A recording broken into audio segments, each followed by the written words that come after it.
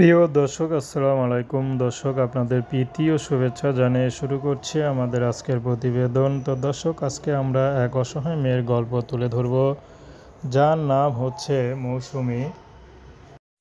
মৌসুমী সুন্দর হলেও তার ভাগ্যটা খুবই খারাপ। মৌসুমীর বিয়ে হয়েছিল, কিন্তু তার স্বামী তাকে ডিভোর্স দিয়ে চলে যায়।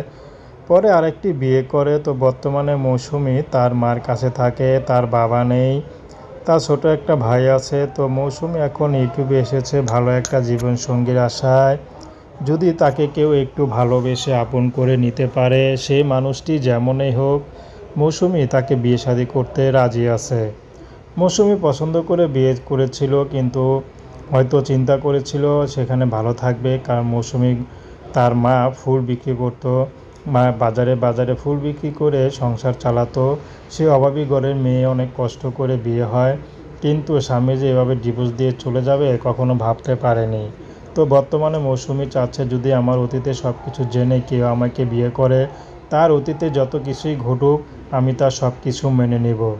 সে যদি আমাকে ভরণ পোষণ দিয়ে যদি আরেকটা বিয়েও করতে পারে, আমার কোনো আপত্তি নেই, কারণ আমি যেহেতু বিবাহিত। তো দর্শক, এই ছিল মৌসুমীর জীবনে সংক্ষিপ্ত জীবন কাহিনী। তো মৌসুমীর সাথে যোগাযোগ করতে চাইলে স্ক্রিনে নাম্বার দেওয়া আছে। তো প্রেম, ভালোবাসা, সাহায্য সহযোগিতা, বিয়ে শাদী করা একান্ত আপনাদের ব্যক্তিগত ব্যাপার। আসুন আমরা ৫ ওয়াক্ত নামাজ পড়ি, দেশের সেবা করি। আসসালামু আলাইকুম।